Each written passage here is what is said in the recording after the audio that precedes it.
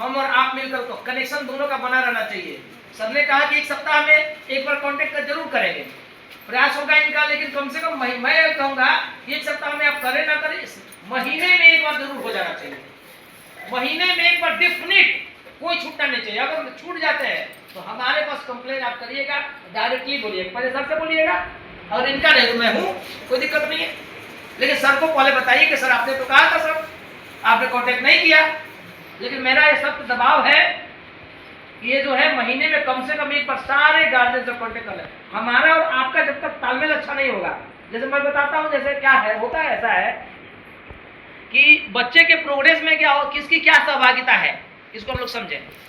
जैसे मान के चलिए कि अगर किसी को, माने बच्चा को यदि आरा जाना है तो हमारा काम है रास्ता बताना कि देखो बेटा ये जो रास्ता है इसको पकड़ोगे तो आरा चले जाओगे, और वो पकड़ोगे तो बिहिया चले जाओगे, और वो पकड़ोगे तो सासाराम चले जाओगे। तो मेरी काम, यानी टीचरों से काम इतना ही है कि वो रास्ता बता देंगे कि ये रास्ता है।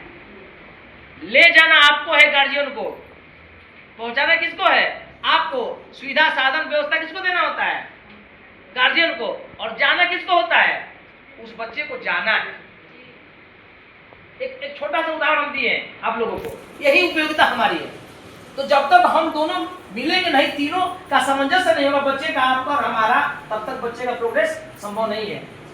पीटीएम हम हमेशा कराते थे, और हमारा ही एक स्कूल था जो पीटीएम कराता था। लेकिन होता क्या था जानते हैं प्रिंसिपल सर, लेकिन जब पीटीएम होगा तो 500 लोग को बुलाएंगे तो 10 लोग आएंगे। ये जागरूकता नहीं है। मैं कह रहा हूं कि महीना में आप जो मीटिंग रख रहे हैं, महीना में ना रख करके 3 महीना पर रखिए, लेकिन 3 महीना पर साल में 4 बार कम से कम सभी लोग समय दें।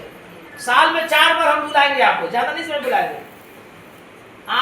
आपके जिम्मे बहुत काम है, सभी लोग व्यस्त हैं, नो डाउट, लेकिन अब भविष्य कौन है आपका, बच्चा ही आपका भविष्य है। और मैं जैसा जानता हूं कि लगभग मिडिल क्लास के फैमिली सभी लोग हैं, थोड़ी बहुत हो सकता है कुछ ऊपर होंगे। मिडिल क्लास में बहुत ज्यादा पैसा नहीं होता है कि बहुत बड़ा फैक्ट्री या कंपनियां बैठा देंगे, लेकिन पढ़ाई एक पावर है, शक्ति मिडिल क्लास के लोगों के पास, जिस शक्ति के द्वारा ऊंचाइयों तक जो है ना पहुंचा जा सकता है। अभी आपके अगल बगल ही बहुत सारे ऐसे बच्चे जिनको हमने यह स्कूल दिया है, बहुत सारे इंजीनियर्स और डॉक्टर्स। अभी पिछले साल की मैं बात कर रहा हूँ, एक छछूटी एक छोटा गांव है, पता देहात है, वहां का बच्चा हमारे ऐसे स्कूल में पढ़ करके वो 23 लाख 23 लाख के पैकेज में जियो कंपनी में ज्वाइन किया है। सोचिए स्टार्टिंग उसका, एकदम मामूली घर का बच्चा, सोचिए 23 लाख सालाना में गया, अभी ऊपर जाएगा तो कितना जाएगा, वो अगल बगल के एरिया के दशा बदल देगा। उतना पूंजी आप रखे हम और आप, बच्चों को उतना बड़ा पूंजी फैक्ट्री कंपनी बैठाने के लिए नहीं है। तो पढ़ाई पावर है, और उस पावर को पहचानिए। लाख आपके जिम्मे काम है, थोड़ा समय घर पे जरूर देंगे। पापा के पास नहीं है तो मम्मी समय देगी, अगर मम्मी के पास समय नहीं तो पापा समय देंगे, लेकिन जरूर समय दीजिए। मैं आप सब लोगों से यही रिक्वेस्ट करता हूँ। दूसरी बात मैं ये बता देना चाहता हूँ, आइए इधर आगे आ जाइए। पैसा कमाने का मशीन, सभी लोग उसी दौड़ में हैं, इस पर भी ध्यान देने की जरूरत है। बच्चों को हम लोग पैसा कमाने का मशीन नहीं बनाए। बच्चा आज के डेट में देखिए, बड़ा हो जाने के बाद जैसे ही बड़ा होता है, बच्ची को होती है तो उसको तो हम लोग शादी ब्याह कर देते हैं, वो चली जाती है।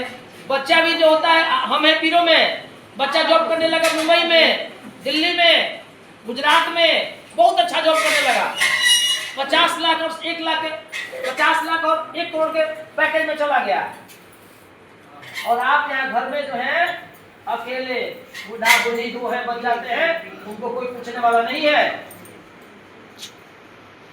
खूब होता है तो वहां से आपके अकाउंट में कुछ पैसा आ जाता है, बस उतना ही तक हो जाता है, काम हो गया आपका।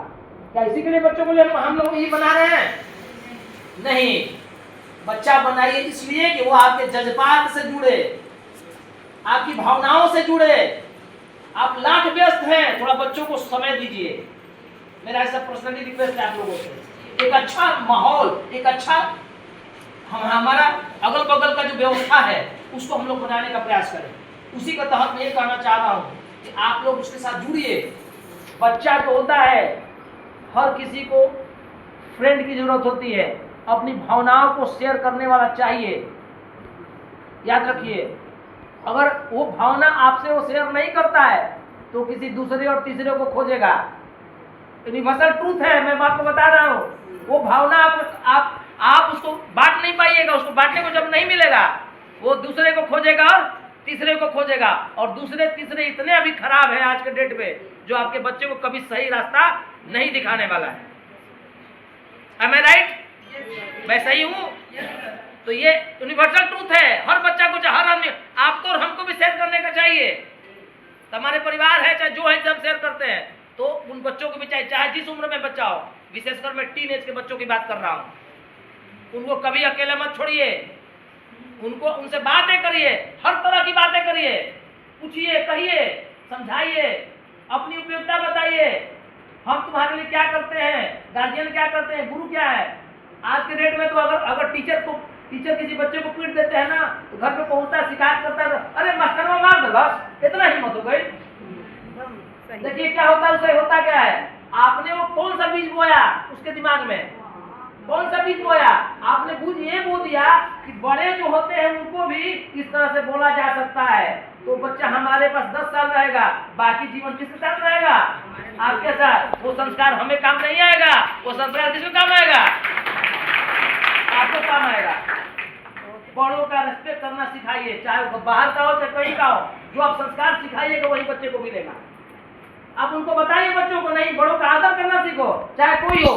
सुनते हैं कि बुढ़ा व्यक्ति जा रहा है तो उसको जो है बच्चा चिढ़ा रहा है या उल्टा सीधा बोल रहा है, आप उसी में ताली बजाते हैं, खुश होते हैं, वाह देखो बहुत अच्छा बोल के आ गया। नहीं, बाहर रोकिए, उसको बताइए, बड़ों का आदर करना सिखाइए, तब जाकर कल को आपका आदर करेगा बच्चा को।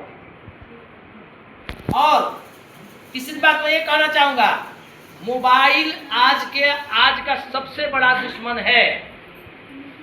मोबाइल बच्चों का बहुत बड़ा दुश्मन है। कई बच्चों को हमने देखा है, छोटा छोटा बच्चा है और बिना मोबाइल का खाना नहीं खाता है। मोबाइल दीजिएगा तो ही खाएगा, अन्यथा वो नहीं खाएगा। जानते हैं कितना बड़ा इफेक्ट पड़ रहा है उसके दिमाग पर, आप उसका आकलन नहीं कर सकते हैं। उसके दिमाग पर कितना इफेक्ट आ रहा है। छोटा छोटा बच्चा, अभी 5 साल 3 साल 4 साल का बच्चा, बहुत बड़ा इफेक्ट पड़ रहा है उसके दिमाग पर। सारी जरूरतें कभी ना पूरा करें, उनको बताइए, कुछ ना कुछ परिस्थिति बताइए और अपनी परिस्थिति से अवगत कराइए। आप जिस परिस्थिति में, उस परिस्थिति में बच्चों को अवगत कराइए।